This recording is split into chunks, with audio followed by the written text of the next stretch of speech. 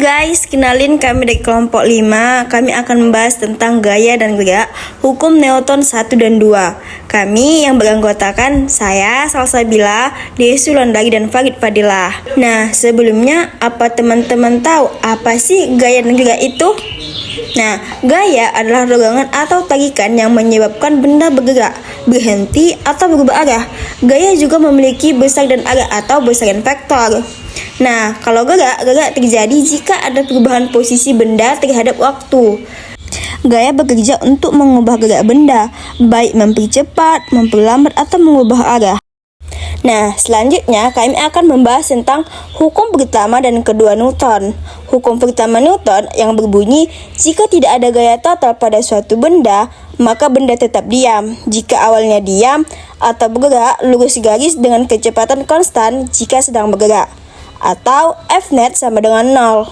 Kondisi ini berlaku dalam kerangka acuan inersia, di mana disebut mekanika Newton.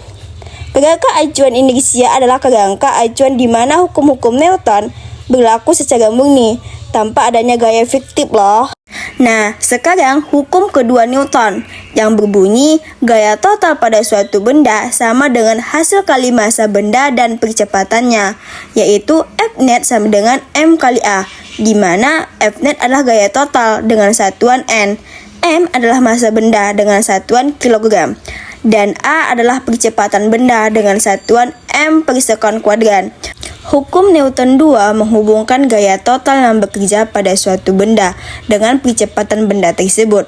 Semua konsep identifikasi benda, sumbu terpisah, keseimbangan gaya, diagram benda bebas, dan gaya eksternal vs internal membantu kita menganalisis dan menghitung percepatan yang dihasilkan oleh gaya total yang bekerja pada benda. Selanjutnya kita ke sebuah beberapa kekuatan tertentu, yaitu ada beberapa gaya tertentu. Yang pertama ada gaya gravitasi. Gaya gravitasi pada suatu benda adalah jenis tarikan tertentu yang diarahkan ke benda kedua. Misalnya, sebuah benda bermassa M jatuh bebas dengan percepatan sebesar G. Maka, jika kita mengabaikan pengaruh udara, salah satunya gaya yang bekerja pada benda tersebut terdapat gaya gravitasi. Maka, Fg sama dengan M kali G. Saat diam, gaya gravitasi yang sama dengan besar yang sama masih bekerja pada benda tersebut, bahkan saat benda tersebut tidak jatuh bebas. Misalnya, diam di atas meja biliar atau bergerak melintasi meja. Agar gravitasi menghilang, bumi harus menghilang. Kita dapat menuliskan hukum kedua Newton untuk gaya gravitasi dalam bentuk vektor berikut.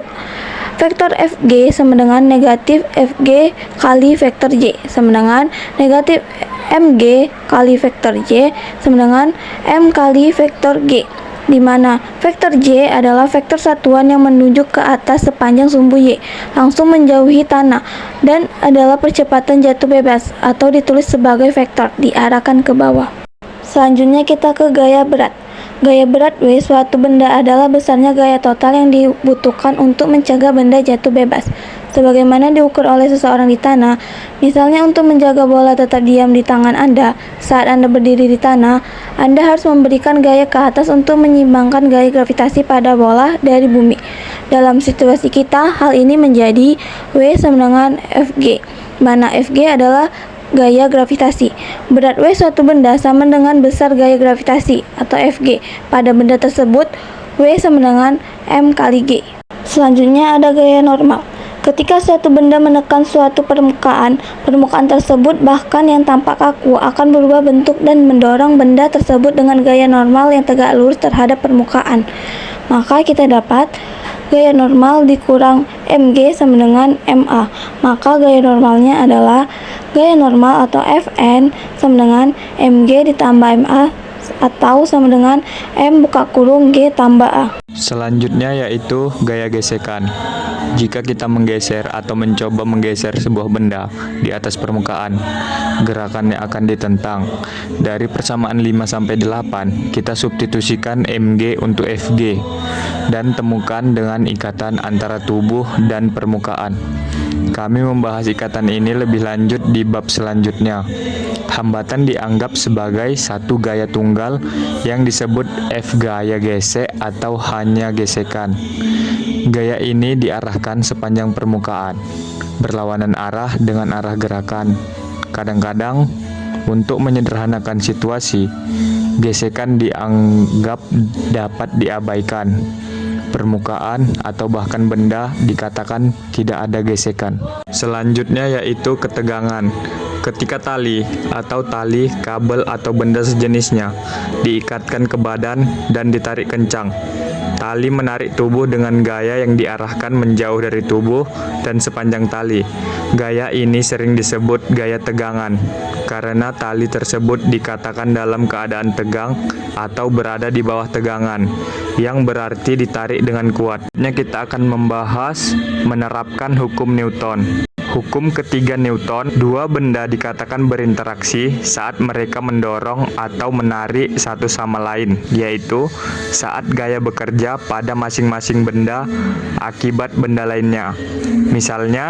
Misalkan Anda memosisikan buku B sehingga bersandar pada peti C, maka buku dan peti berinteraksi, ada gaya horizontal vektor FBC pada buku dari peti atau akibat peti. Gaya horizontal vektor FCB pada peti dari buku atau akibat buku. Hukum ketiga Newton menyatakan bahwa ketika dua benda berinteraksi, gaya yang bekerja pada benda satu sama lain selalu sama besarnya dan berlawanan arah. Vektor FBC sama dengan min vektor FCB, di mana besarnya sama dan arahnya berlawanan, di mana tanda minus berarti kedua gaya ini berada dalam arah yang berlawanan. Kita dapat menyebut gaya antara dua benda yang berinteraksi sebagai pasangan gaya hukum ketiga. Nah, itu dia penjelasan dari kelompok kami. Terima kasih telah menonton video ini. Sampai jumpa lagi. Bye-bye.